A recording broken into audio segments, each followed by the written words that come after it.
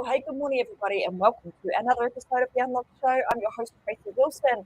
Today, you guys are in for a super treat. I have just had the amazing Kevin behind the scenes. We'll be talking all things business and personal. And boy, you guys are going to hear all about what Kevin does with business owners these days. If you are somebody who feels a little bit like their life is in chaos or your business is in chaos, and what you really want is some level of freedom, because let's face it, guys, it's not the dream or why we decided that we were going to become business owners, right? We didn't want to be tied down to a 9 to 5 job. We wanted to create our own level of freedom, our own level of fun, our own level of lifestyle, or whatever that means for you. That's what we wanted. And somewhere along the line, sometimes we get a little bit lost, a little bit, wobbly. We end up in the land of chaos, and we are just kind of looking to the stars, hoping like heck that somehow we're going to be able to make our way back to freedom. Now, that's exactly what Kevin does. He works with successful business leaders, with very avid business leaders, but that may have lost their way a little bit, and that he's able to help them find their way back to freedom. And whilst doing that, really be able to embrace and really enjoy your own journey, becoming the hero of your own journey. So I want to welcome to the show this morning, Kevin Keppel, all the way from Dallas, Texas, here to talk to us about how you can become the hero of your journey. Welcome to the show, Kevin. Great to have you here. Thanks for the welcome. Hello, everybody. Good morning, good afternoon, good evening, whatever the case may be. Yeah, I know. The craziness of the internet, right, means that we're able to jump on, and it could be early hours of the morning for me here, and late in the evening for you there. So how about we sort of start with how you even got into doing what you're doing now, and the type of people that you work with these days. Yeah, absolutely. So, I'll take a trip back in time really quick, to about, 10, 15 years ago. And I was working a job that I thought was going to be my career for the rest of my life. I was having success and all was good. And then all of a sudden I wasn't having success and I couldn't figure it out. I felt like I was doing the same things in the same way, but the harder I tried, the less results I was getting. And, at the time I didn't realize that I was actually sabotaging myself because I really didn't want to be there. I just didn't understand that. And fortunately, I did have the wherewithal to hire a business coach. And, he asked me a great question. He's like, "What do you love about what you do?" And I was, responded with, "I love this. I love that. Blah, blah, blah, blah. I love it all." Right. And he looked at me and didn't say anything for about, I don't know, felt like 20 minutes. And he had this way of looking at people. He had been in the Secret Service, for like 30 years. And so he's really good at standing still and not moving. And I was like, what? And he goes, "Man, I don't even think you like your job, much less love it." And I'm like, "What do you mean?" He's like, "Dude, when you talk about it, you sink down in your chair, your body language changed. You won't even look me in the eye." I was like, "Well, these things could be better." And long story short, I really was unhappy. I found something I was really good at, and I was in that zone of like excellence, but I was preventing myself from going to the zone of genius. And I kind of started self-sabotaging. And really, he helped me get clear on what was important to me, what I really liked. And obviously, I really like helping people, which we all do. But, how do we get paid for that? And, we figured out that, I was going to be more in line with being a coach and really helping people, be their version of amazing, whatever that looked like. And so I found, another role with another company as a sales trainer and a leadership educator. And I did that for a few years, and I got very proficient at it. And I stepped over and started my own business a few years ago. And, so much happier because I'm working on purpose. I'm doing something I'm absolutely passionate about, but I found a way to mix generosity into it, and I get to serve other people. And, it's not that every day I'm sliding down rainbows on the way to work at the Unicorn Ranch, but man, it's a lot better than a stick in the eye when you're doing something that, you wake up at 4:30 in the morning excited to do, as opposed to, that Sunday night where you don't go to sleep because you're like, "Man, if I go to bed, I have to get up tomorrow and do that thing that I don't want to do, maybe with those people I don't want to be with." And that question of is this really it? This is why I went to college. This is why I've worked so hard. And I'm like, no, that's not it. And I knew there was more. I just had no idea how to get to more, but I figured it out for myself. And now I've done it for hundreds of other people. And I absolutely love what I get to do. Even on hard days, it's still, one of the coolest things in the world to get to help people be more without making them feel like less. Isn't it interesting that, and maybe some listeners here today, will be able to resonate with this, is that we try to convince ourselves that whatever situation we are in, like, it's okay, we're doing it. I actually love what I'm doing, because we're almost trained to say that you enjoy your job. Because if you don't, gosh, there must be something wrong with you, right? So we start trying to convince ourselves. But how interesting, someone's able to sit back and actually observe and go, yeah, nice that you say that, Kevin, but I don't think you do. And because Yeah. of all of these other reasons, that I'm noticing about you, there's just not that level of it. That the level of enthusiasm is not oozing out of you like it does now, because you're doing what you do, and you're living with, in your job, and your business nowadays has purpose to it. So I'm really interested in, you got to that point where you were like, oh my God, okay, I'm self sabotaging. How did you know that? How did you like realize, and what were some of the signs that you were like, oh my gosh? And maybe you didn't know back then that that's what you were doing, but somewhere along the Right. line, right, you were like, oh, I get it. That's what I was doing. What were the Yeah. signs back then? Well, the signs were the results. The results, went from the upward trajectory to very down, because I was in a sales role. I was also the director of sales. So I had, a lot of people on my team, and these people that I loved, that I was poured into, they were like, "Hey, what's wrong? What are you talking about? Well, nothing's wrong." They're like, "Man, just something's changed." And like, I kept hearing that from people I spent the most time with. And it was that law of diminishing returns. Like, the harder I worked, the less results I was getting. And I was just really, really mismatched with my, life's purpose. And like you said, I didn't understand that at the time, but I took the Strength Finders assessment, if you know what that is, and it just Mm-hmm. identifies your natural talents, right? And I was looking at it, and I'm like, man, I'm not really supposed to be doing any of these things that I'm doing. Like, that's way outside my zone of genius. And, I'm trying to be all these things I'm not. And so, of course, I'm frustrated. And I finally felt like, after taking that, I had permission to be me and not have to try to be good at everything. Because if I'm trying to be good at everything, I'm going to be like average at best, because I'm pandering to the middle. And I wasn't created to be average. And if I want to be above average, I have to treat myself above average. I was created to be exceptional, just like you and everybody listening. And I'm not going to be exceptional at everything. Like, I will never be an exceptional fisherman, and I have no desire to fish. Like, I almost fell asleep saying the word fishing, right? It's not for me, and that's okay. But my brother loves fishing, and I used to always find myself doing it because he liked it, and I felt like something was wrong with me because I didn't like it. But you know what? We're different people, and that's okay. We have different gifts, different skills.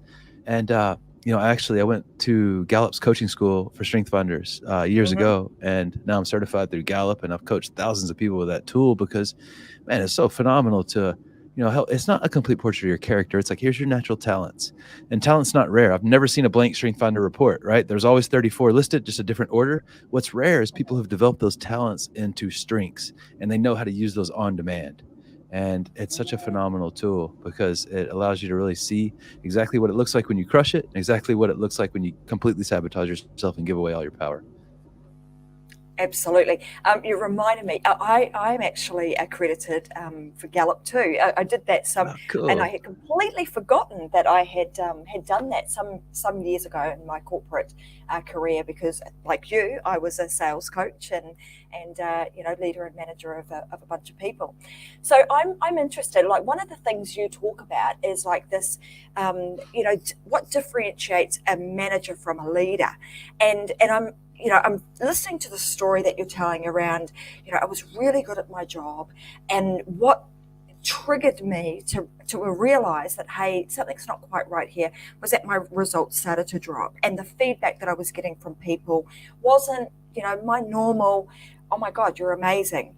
And maybe somewhere along that line, there was this almost dropping back into management, and maybe you were in the leadership space doing all the things, and people were on board, and then all of a sudden, somehow, maybe monotony got in the road, and you drop back into that lead and back into a management type role. So I want to talk a little bit about like what you define as the difference between management and leadership. Yeah, that's a really great question and a really astute observation. And I'd love to know what your top strengths were if you happen to know those off the top of your head from the report. But It, we could talk about that later, unless you know now. mhm. Oh, I've got Um, to remember. Gosh, I've done multiple of those sorts of things for a long time. But, you know, so I'm trying to think whether it's a Myers Briggs or was it the Gallup? Was it the yeah, Gallup one? Because it's been a long time. yeah, But I mean, my strengths are definitely were in leadership. They were in creativity, in communication. So those yeah, were. And yeah, what was quite interesting, actually, is that at the time of me doing that particular Strengths Finder, I was actually in a role that was an auditing type role. And like yeah, you, it was like, okay, I could do it. yeah, And funnily enough, I've run awards for being in that role. Like I was recognized at the highest level in the organization. But when I looked at my strengths finder, it was like, yeah, that's not your natural strengths. Your natural strengths are way over there. But I had trained myself to do certain things that made yeah. me good at that Yeah. particular job. Well, Mm, it's like through sheer effort, right? We just like make it happen, and that's when you're grinding it out, and you shouldn't be grinding it out. Like it shouldn't be grind. Some days are gonna be hard, sure, but you know what? Like when you're living in your zone of genius, it should be fairly effortless, and mm. effortless can be strenuous at the same time. Yes, but if it's a grind, that's a pretty key indicator you might be kind of on the wrong path. But going back to your question, Well, manager versus leader, like what a mm, great observation. And a manager's the simple way to know if you're managing is, are you telling people what to do? Like, that's mm. managing, right? Leading is empowering people and inspiring people. Because if you inspire, you stimulate to action, you empower, you help them know what to do with that stimulation. And a manager solves people's problems for them. A leader empowers people to solve their own problems. Because if I solve all your problems for you as a leader, then I have to solve all your problems for you. And the only time problems get solved is when I'm around. And that does not foster creativity. That fosters competition almost because you're striving to be like me, the manager. And there's only one me, and you don't need to be like me, you need to be like you. Like, Steve Jobs had such a brilliant quote. He said, we don't hire smart people to tell them what to do, we hire smart people so they can tell us what to do. Like, if you feel like you're the smartest person in the room, like, probably not, number one. Number two, you need to hire better people, because I don't hopefully I'm not the smartest person. Like, I might be in like some areas, but people are very talented in different ways. And so smart's such an obscure subjective thing anyways. Like, that's a vanity. And there's a great book, Power versus Force by David Hawkins. Might have read that before, or Letting Go is really probably the better one that he's written. It's a little more advanced, but he talks about power versus force in that book. And power is powerful by definition. Like, if my front door is locked and I don't have a key and I kick it open, that's force. And there's always counter force to force. And I have to fix the door. I have to fix my leg probably that I kicked the door with. But if I have a key, it's so small and so powerful, and it's usually silent, right?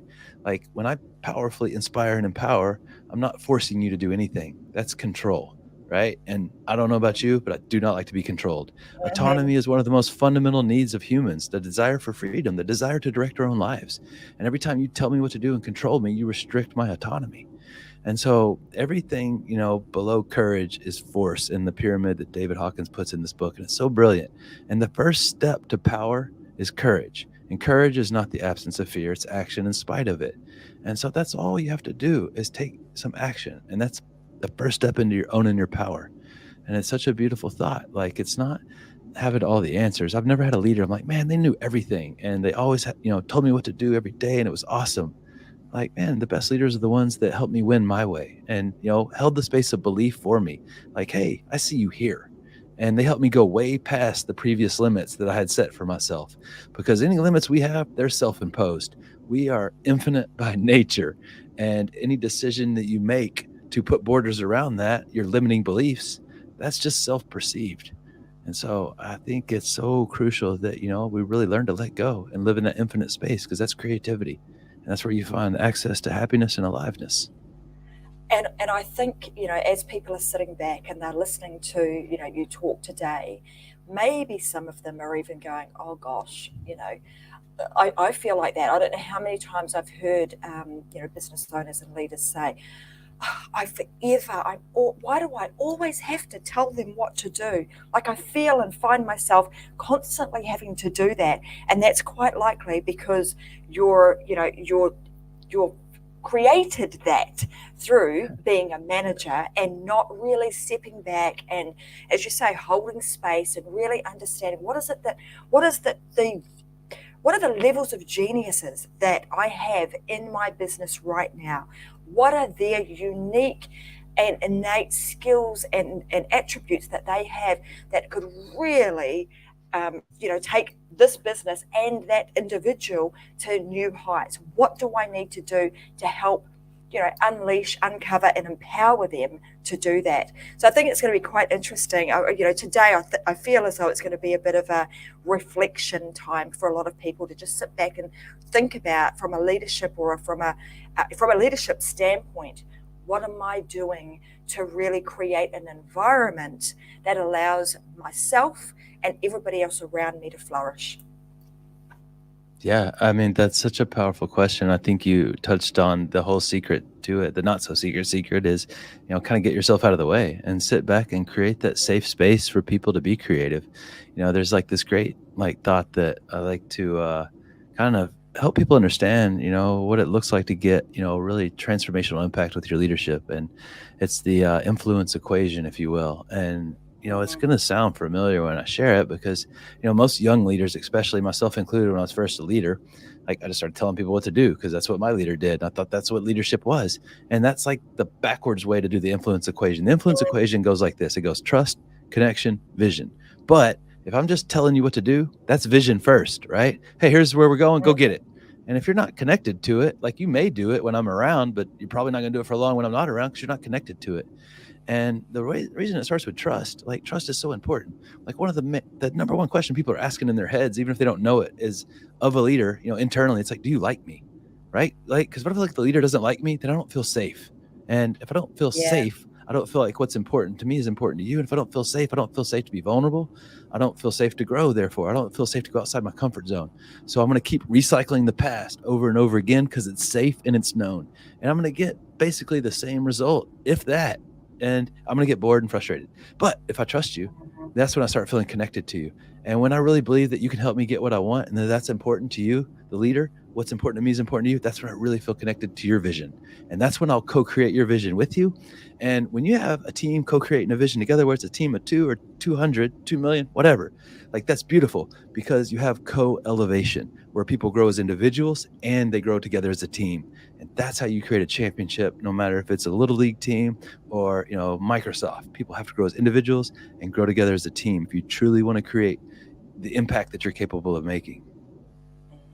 And you often see this, don't you, Kevin, particularly with high or elite sports teams. They start with, right, we've got to build the trust of the team. I need to trust that my, I don't know if I can use a rugby league sort of analogy here, but, I've got to trust that my winger is going to be there when I'm going to, just take a chance and throw that ball, and I just know that he's going to be there on my right to be able to score that try. I know that, if I go in for a tackle, that my buddies are going to be there to be able to, rugby union, blow over and be able to get rid of the opposition so that I'm actually safe. So, I mean, all of those things, we see that in elite sports teams, we see that in highly successful businesses, starting with that level of trust. I trust you. I know that I got you got my back, I got your back. We're on the same page, and you've built that really strong, those strong connections.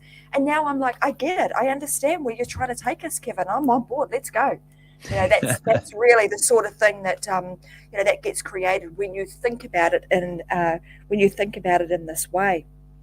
I love your rugby analogy, by the way. Thank you for sharing that. Sorry. I mean, that may not have been universal for everybody all over the world, but us New Zealanders and Australians are a bit rugby and rugby league men. Yeah. So just all black, right? So, yeah, you got it. The All Blacks, you got it. Absolutely. So I want to.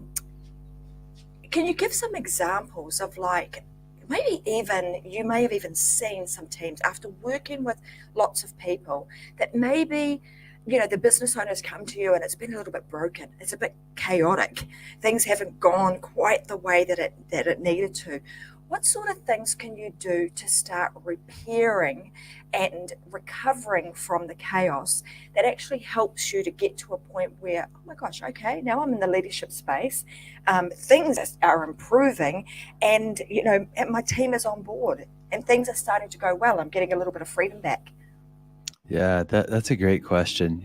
I fortunate enough to work with, well, one of my coaching consulting clients is about a company of about 250 people, and I started working with them, gosh, almost 3 years ago. And I worked with the sales team and the CEO first, and graduated to working with all the leadership team. And now my team and I work all the way down through managers and leads, all the way through the CEO. And whenever we started working together, it was they have, gosh, I think they have about 8 or 9 different departments in the company total, and they had basically 8 separate units. They were operating independently, siloed from each other, and almost like at war with each other. Like, hey, like they're always against me and whatever. And there just wasn't very good communication, and people weren't just seeing each other accurately. They all wanted the same thing, and they're all really good people. It's not like it was malicious or anything like that. They were trying to protect themselves because that was kind of how it had just manifested. And so really started with just helping everybody see, who they are and how they're showing up, and how that can be good and how that could land on people in a way that maybe is breaking that trust and not connecting, and where other people are coming from. And it just built so much transparency. And like, any conflict resolution, I think the best place you can start is, okay, like, what do we absolutely agree on, right? Where's the agreement at that we both totally agree with? And then let's work backwards. And they all agreed that they wanted to take this company to the next level, and it pretty much agreed what that looked like. A little bit of difference, but more or less the same thing. And like, okay, this is what we all want. And we all want to have jobs where we feel fulfilled and we're kind to each other and we have community. And okay, and like, well, what is stopping that? I think that's always a great question, because perfection's attained not when there's no more that we can add, but no more that we can take away. And so what are we doing that's not allowing us to connect and to grow in the way we want, and really just get people communicating? Like, and I think one of the things that so many people don't get is they just don't get heard. Like when you're frustrated and people won't listen to you, I don't even need a solution. I just need to be heard sometimes. Like, if you call some customer service for something that just doesn't go right for you, and you're trying to explain yourself and the person's talking over you constantly, you're like, can I just please finish? Can I just be heard? Like, I don't need you to tell me why I'm wrong or why you're right or any of that, right? Just listen. That's all you got to do. That's it. But, it ends up way worse off if you don't feel like you're heard, whether it's, you're a customer or an employee or a coworker. And so, just showing other people that, hey, what's important to you is important to me. Like, you might not get your way, but you know what? I'm going to be very intentional about being kind as opposed to being right. And that's one thing that it took me a long time to understand. It's not about being right. It's about being kind. And it took me 30 years, I think, to learn how to say, I don't know, and mean it. But you know what? Like, that's the best phrase I think I've ever learned. Like, I don't know. I don't know all the answers. Like, and that's okay. Like, I don't have to have all the answers. I know where to get them. I have Google, right? And Yeah, there's, yeah. it's only facts on the internet. So that's the good news. That's a joke. I got that. Yeah. That was for the listeners, just in case. Disclaimer. So what I love about this is that the natural tendency, I think, for a lot of people to do in a situation like that would be, excuse me, is to get everybody together. Let's have a meeting. Let's talk about, so what's wrong, right? And they would start there. What's wrong? And what that tends to do, right? And I think this is why you're like, we have to do this completely backwards, because most people are doing it. They're doing it backwards, and it actually creates more of a problem than it does getting you to the point of solution. So when you start in that space of, all right, let's get everybody together. Clearly there's something going on here. There's something wrong. It just allows everybody to kind of, throw their 10 cents worth of wrong into the mix, and you end up with a big, I was going to say shit pie, but you end up with something like that. That's a real problem, right? And it's really difficult then to get everybody to eat that pie because nobody wants it. So with what with what you're talking about, it's like, okay, well, let's come together. Let's find the common ground. Like, where is that? What is it that we're all on the same page about, getting everybody on the same page, creating that North Star of that's where we're headed. We all want the same thing. So now what do we have to do to get there? What does that actually look like? And getting people to talk about. So I love that concept, because I think if people just take that one piece of advice of that scenario that you've just given today, and they adopt that and they start approaching their, challenges in their business, the chaos that they might be feeling from that perspective, it will change everything.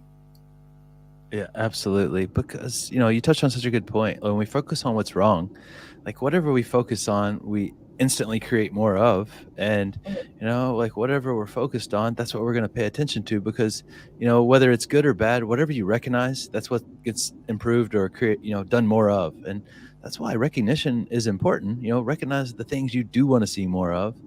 And I think it's really powerful when you focus on, like what's working and what do we all want. That purpose is so cool because when you have a shared purpose like that, it pulls people outside of themselves. And when I'm focused on the whole, like there's less time for me to worry about what's in it for me or what's not in it for me. But all that other stuff falls away because so many of the objections that people have, they're not really the actual objection, right? The objection is they're unhappy because they're not moving towards whatever better looks like. But it's really powerful when you can tie in, my inner purpose to the outer purpose of the company or the community or whatever it is, because we all share the same inner purpose. And I used to like miss this totally. Like, I'm like, I got to find like, what do you want in life? What's your purpose? Well, I got to find the best purpose ever because I only have this one life. And, like, dude, you have like so many outer purposes. Like I have, outer purpose of a brother, husband, friend, whatever, business owner. But the inner purpose is the same for me and Tracy and everyone listening. It's to be the very best version of us so that we can serve at the highest level. The more we grow, the more we can give. That's why we were given all these gifts, not to like sit around and feel good about ourselves and break our arm patting ourselves on the back. It's so that we can serve all these outer purposes in our unique way and really be the biggest part of the solution we can be. And man, that's total freedom. When you're living life your way, no one is ever going to beat you in this world at being you. You have the market totally cornered on that. Totally. And I think a lot of the time, particularly when you're in business, when you're starting out, that we have this natural tendency to go and have a look at what's everybody else doing, what's my competition doing, what's so and so whom I know is doing really well, and we start to do, we go down the rabbit hole of comparison, and we forget that actually we're comparing, you're comparing apples and oranges, because that person has been maybe on a completely different journey. Right? They've been on a completely different journey, completely different inner genius, completely different set of circumstances, completely different timing. They're at a different time in their journey than you are. So I want to talk now about, the journey, because that's a great segue for us now to kind of talk about that. How do we, often as, I'm just going to say as people, we don't always take the time to appreciate the journey that we have been on. So how does one start to recognize, acknowledge, and I suppose be proud of the journey that they have been on, and be able to use that journey to say, hey, this is my hero's journey, and then how do you use that to your advantage in business? Wow, what a great question. That's very multidimensional. I Yeah, think sorry that about that. no, it's great. I love that question. I think that the one thing that gets people sideways over and over again, and like I'm human too. Like I'm part of that. Everyone is when falling for the illusion of time. It's like we start future tripping, and the only reward you get for staying stuck in the future is anxiety.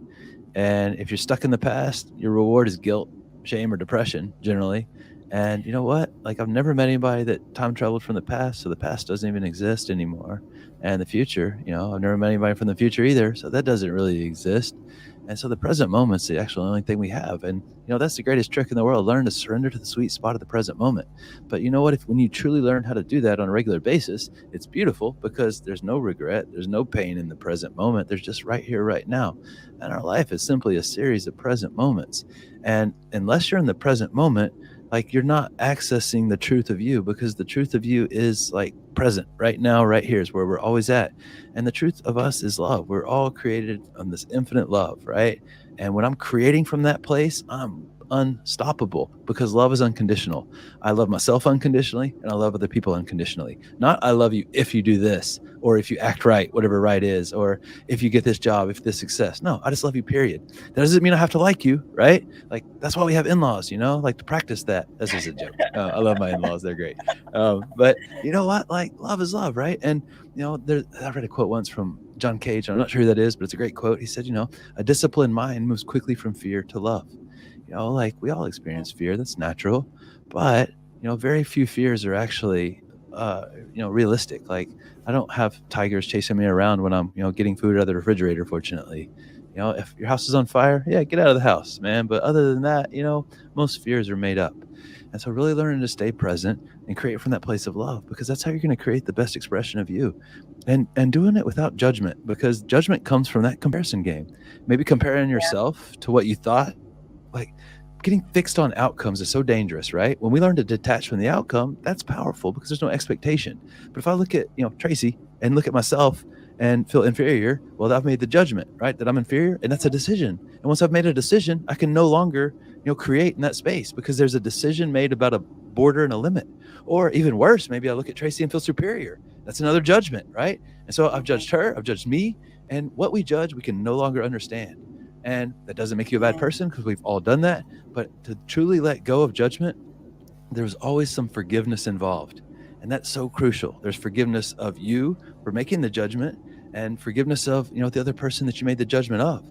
And, like when something tragic happens to someone's family member and it's done by another person, and, maybe a mom or dad loses their child and somebody hurt them and took them away, and they forgive that person in court or, in the papers or whatever. And I always feel like that, heartbreaking. I'm like, that, how do they do that? And they're not doing it. Maybe they're doing it for them, but they're doing it for themselves too. Forgive doesn't mean forget. It still happened. You still did this thing, but this judgment, this trapped energy that I have inside of me, it's going to be like chaos inside of me, like a bullet ricocheting around until I let it go. And I think that is one of the greatest skills in the world to learn how to do, is to let go of things. Because oh yeah, sorry, go ahead, Tracy. I mean, it's super powerful, right? That whole concept of, understanding that when we're living in the past, that if you're feeling guilt, shame, and depression, it's probably because you're recreating that past over and over and over and over again in your mind. And then when we're living in the future, it's like, oh, I'm scared of that. Whoa, anxiety. I'm not there yet. I need to be doing this, that, and the other. And when we allow ourselves today, live in the present moment, be present with the person that you are here with, listen, understand, and give them your time, and it does wonders for for yourself. I think that is the most there's so many gems out of today's conversation, but again, I've already said if there's one thing, but I think if there's two things you take away from today, it's that live in the present. That's where the most amount of flow, the most amount of joy, the most amount of peace lies right here, right now, because you allow yourself to enjoy that moment and not worry about the past, nor are you worrying about the future. So I absolutely love that.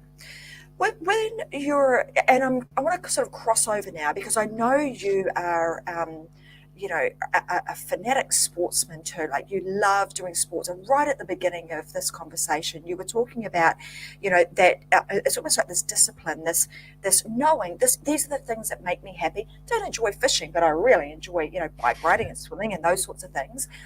How do you become so disciplined that you become elite at something? You become exceptional at that particular thing? Well, what a great question. Apparently you've never seen me run or ride. I don't know if you would say it's exceptional, but hey, the fact that you're out there doing it. You told me that you swam from Alcatraz to over to San Francisco in that bay. Oh my God, I've seen that and I've heard the stories. So if you've done that, that's exceptional in my books. Yeah, well, thank you. I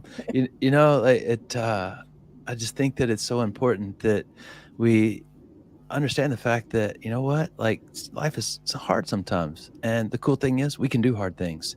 And, like when I was swimming from Alcatraz, I've said that maybe 50 times, right? Like, man, this is hard, but you know what? I can do hard things. And it's so cool when, you set a goal and you just consistently show up every day and then you go get it. Like, it wasn't one training event, it was multiple. I started training for that 6 months ago in December, and I was in the pool, and I was riding and finding hills in Texas to train on because it was in California. It was quite a trick. And really, running. I started running probably 12 years ago. I've always been into competitive sports, like I play hockey and baseball and football and all the the dude stuff, right? Maybe not as physical as rugby, but I think that's probably the most contact sport there is, which is so cool, man. I love watching you guys crush it at that. But my wife, when I met her, gosh, 12, 13 years ago, she was a runner, and she's like one of those people that runs. She's like a leaf blowing down the street, and she's always happy. She ran a marathon in Chicago, and she's like, "Oh, that was great." I ran 2 marathons, and I'm like, "That was awful." Like the whole time, like it was so hard. And she's just like, "But I ran. I couldn't even run a whole mile without stopping." And I was like, "This is hard." And like, she was such a great runner. And I went to get running shoes, and the woman at the store was like, "You're not running in these shoes, are you?" I'm like, "No, of course not. Like, not anymore." And I mean, I had no idea what I was doing, but I just kept showing up, and I read articles and I looked at people who are really good at it. And like the first year I started running, I ran a half marathon. And I say ran, it was a slow jog at many times. And but it's not, it's just consistent, diligent effort. It's just showing up and you know doing the things that maybe other people aren't willing to do. I don't have a lot of company when I get up at 4:30 in the morning and I start working, but that's okay. Like, that's the most powerful time of the day for me, is really that kind of 5 to 8 o'clock period. And I feel like, you mentioned that beautiful word flow earlier. Like, I get basically 3 hours of flow every day. And in that 3 hours, they say in flow, you get up to like 500% increase in productivity, and, 200% increase in learning or more. And like, man, if I'm getting 5 hours for one, so that's pretty brilliant. So I can get 15 hours of work done in 3 hours. That's pretty phenomenal. And, like, I'm sure you've had people ask you, how do you get so much done? It's Mhm. because, I find out what works and I do more of that. And what doesn't work, I stop doing or evolve it. Mhm. I mean, what's interesting too, like when I listen to, to you talking about how you do these things, obviously what I'm trying to unpackage, what are the little nuances? What are the things that he does that make him so exceptional? And it's interesting because I have loads and loads of really amazing people come on the show. And the one thing that I've noticed that has come up time and time and time again is consistency. And everybody says it doesn't matter where, at what point you're starting from. It doesn't matter if you've never run a mile in your life, you've never even got up a sweat when you're jogging. It doesn't matter if that's your starting point. The point is that you get started and you just keep going, and you create a regular routine that becomes a habit, and you do it consistently. And when you do that, before you know it, you're running multiple marathons a year, you're doing all sorts of weird and wonderful things that you probably never even, because you're in the present moment, you're not dreaming about doing in the future. You're actually making it happen. And I think that is the case. It doesn't matter whether it's your personal life or business, that applies to every single thing. Every day we are falling into whatever habits we created, and those habits often will create or not create the success that we desire. Yeah, absolutely. That was like a really sophisticated way to say what I said. So thank you for clearing up the mud on that. But that's so brilliant. And the word consistency on Strength Finders, consistency is like 33 for me. There's only 34, right? It's a second from the bottom. So, it doesn't mean that that's natural for me, but, I understand that, what, like, hey, I might not be the fastest, but you know what, like, I'm going to work hard as, everybody else, if not harder. And, hard doesn't mean that I'm going like out as hard as I possibly can every day. It just means I'm very intelligent about just showing up when I say I'm going to show up, and having integrity to myself. And, to go back to your question about being the hero of your journey, like, that's consistency too. Because, basically for me, from age 15 to 30, I did everything my way through force. I was managing myself, managing other people, and what I basically was, I was the victim of my own villain, and I was a villain to other people. Like, if you didn't think I was right, I was going to make you wrong, and I wasn't nice to myself, and I don't think I wasn't kind as I could be to other people. And I realized that, what, like, that's not the way it works. It's not about me trying to be better than everyone else. It's about us winning together. And like that shift right there, that's how I moved from villain to hero. And like the hero is when you're getting guided on your journey by someone else. Fortunately, I had really patient people around me who really saw something and believed in me, and they guided me on my hero's journey. And now as a coach, I get to guide other heroes on their journey. And I'm in, like, I work with a coach. Actually, I'm in a mastermind with some amazing people, and I'm the hero in that group, and they guide me. And then I have a mastermind group that I host, and I'm the guide on other people's heroes journey. And so it's just being open to being more, I think, is really the crucial key to, evolving. Absolutely. And when, isn't it interesting that you can be your own hero in your own little world, but when you start bringing in other people and you can help them create, their hero's journey, it's just such a fulfilling experience that you have, like the life, like you wake up in the morning and you enjoy it. You want to get on calls with people, you want to see what amazing things they have done, and you want to celebrate those experiences with them. I think it's a fantastic way to fantastic way to make a living, that's for sure. Yeah, it's definitely better than a stick in the eye. We're Absolutely. I want to round out today's conversation with, if you were to give some advice to, maybe somebody's feeling like it is a bit of chaos right now, and they really are like, oh my God, what the heck? How did I get here, and what am I going to do next? Because sometimes it doesn't. You get into that space where it doesn't matter which step you take. It's kind of like, I feel like I'm not going to make the right one. I don't know if you've watched that movie. What is it, Squid Games? And they're on that suspended bridge, and I know it's a crazy movie, but and they're standing there, and they have to make a decision about which glass panel they are going to step on next. One of the glass panels is rock solid. They're going to make it to they make it to live another step. If they take the oh my wrong step, gosh. this glass crushes and it's game over. So, and sometimes life can feel a little bit like that. How does one, take a deep breath and figure out where to go next? Like, what was the advice you would give someone for that? Yeah, that's a great question. For one, like I think it's really important to understand that like it's okay, to not be okay, so to speak, right? And so many people think I need to feel a certain way to like be winning, whatever that looks like. But I think chaos is needed, and chaos is actually a good thing. And when you judge it as a bad thing, it's going to be bad because we get what we're looking for. But the reason I say that chaos is a good thing is, like we're very complex as humans. Like we're the greatest variable in the world, and we have so many dimensions to us. We're very prolific, and any prolific multi-dimensional system, like if it's too rigid and static, then it's going to stay the same, right? And the machine is going to run the same, and you're going to be the same version of you, just a little bit different 20 years from now. And you're going to get eaten up by personal evolution, basically. I'm sorry, personal inflation, right? The world's going to revolve around you, just not the way you want it to revolve around you. But chaos is just simply alerting the system it's time for a change. And that's okay. So chaos is really needed for complexity. It's like, hey, it's okay. Maybe there's something better we can do here. So there's a little bit of chaos. And so, I mean, I think it's so important. Just take a deep breath and make sure, you're letting go of you're needing yourself to be a certain way to be okay. Because that's so dangerous. Like, I don't need to, feel joy every single day to be okay. Like there's always the happiness underneath somewhere, but we cover it up with all these worries and doubts and fears. And those are the common things. Worry is the number one stopper of people evolving to the next level. They worry, what are the people going to think? They worry about, what if I fail? All these things that don't matter. Worry very rarely solves anything. If you're worrying, ask yourself this: is there anything I can do about this worry right now? Yes or no? If the answer is no, let it go. And then what we start doing is we start doubting, right? And the doubt comes in the form of like the B's, C's, and D's, right? We start blaming ourselves, blaming other people, complaining about things, doubting ourselves. And then deflection is another one that we do.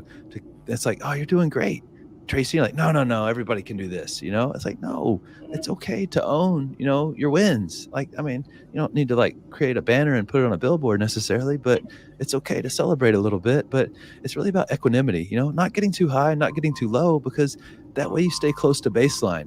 Because if I go way up in peaks or way down in troughs, there's either a crash or a long climb back. And so one of the best things you can ever possibly do for yourself or other people around you is to practice gratitude. And gratitude is so powerful for so many different reasons. There's so many biological reasons that it's good for us. We get dopamine, number one. Dopamine's really, really good. And when you're grateful intentionally, especially for the hard things in your life, well, number one, you have more things to be grateful for. But, when you're grateful like that, you're intentionally putting yourself into that space of love. And that's really cool because joy is right there. Joy is simply love expressed. And when you're living in that space, you're going to attract more loving situations and more joyful situations and people to you. And it's so powerful because when I'm coming from a place of love, I can just see so much better. And, if I'm going to like get on a ship and sail down to Australia to see you, and I have a map that takes me to Asia, well, then I'm not going to see you because I started with flawed information. And that's what happens when we start from fear. We're never going to get to that right destination. But when we start from love, like it may not look like what you think it should look like, but you know what? It's going to land in a pretty good place. And never have I ever had somebody around me that was, just feeling joyful and loving that, I didn't really want to be around more because it's infectious. And that's the truth of us. Absolutely. I mean, I think, a lot of what you've talked about today has been around, our intentions and also just shifting our perspective sometimes, that perspective of, chaos has been, using that word, it's sort of like, it's a bad thing. Oh my God, everything's in chaos. But the way that you've just explained that today, and being able to shift our perspective, change our starting point of intention. So we start with the intention of, I'm starting at the starting point of love. I'm going to change my perspective around this, that chaos is not a bad thing, that it actually is just, sort of saying to me, hang on, hey, there might be some time for some change to happen here. Now, how can I go about doing that? And just approaching it in the here and now from a completely different standpoint. I think that's fantastic. And then all of a sudden, in an instant, really, you've taken someone by doing just that, from being in that state of chaos to now being in a state of freedom, because now I'm at a place where I'm now feel as if I'm, I've got safety because I understand that this chaos that I'm looking at right now is not really that bad. It's just a little alarm bell saying, hey, time for some change. So therefore that brings its own level of, I'm going to say excitement, because something, often change comes with something new. It's exciting. What can I do with this? So I love the fact that you've, very instantly able to shift from that chaotic mode to, hey, now I actually do have freedom here. And I have a choice now to stay in, to keep standing on this, this pane of glass that, is chaotic, or I can take one step over there, and that's where freedom is. Yeah. Absolutely love it. I want to make sure that everybody knows where they can find more of you, Kevin. If they've found today's conversation intriguing, which I'm sure they have, and maybe some people are feeling like, gosh, I want to be able to take my personally, professionally, I want to be able to go to the next level. I want to be able to really unlock my inner geniuses and be able to get to the next level. Where's the best place for them to go to be in contact with you? Is it kevinkeppel.us?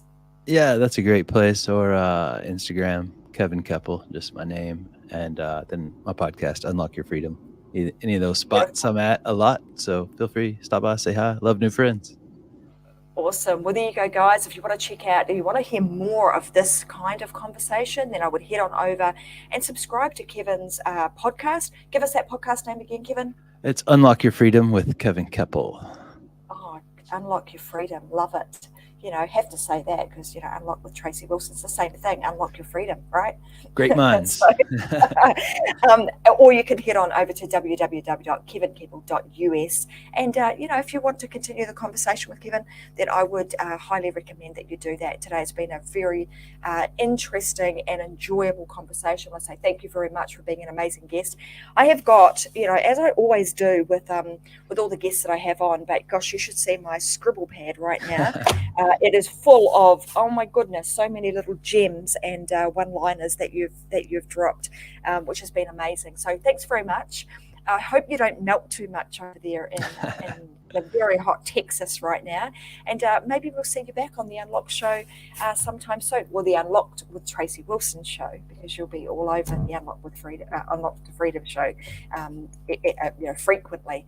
But thanks very much for being here. And I want to thank all of our guests for joining us today. You guys know that if you want to listen to more of the Unlocked show with me, your host Tracy Wilson, and some other amazing guests, I'm live every Wednesday and Friday, 10 a.m. Brisbane time. You can find me on Facebook, YouTube, Instagram, LinkedIn, all the fun places. You can go find me there, and you can also go to Apple or any of your favorite podcast platforms, and you'll be able to download and subscribe to the Unlocked show right there. So thanks very much. Thanks, Kevin. I don't know if there was anything else you wanted to add today before we dial out, but I wanted to say thanks to you. No, just thanks so much for hosting me. And if you guys are listening, you guys are in the right place. Tracy's brilliant and beautiful inside and out. So she'll take you anywhere you want to go. So thanks for thank you very being much. here, and thanks for having us. All right, guys. Thanks for being here. We'll see you again on Friday. Bye for now.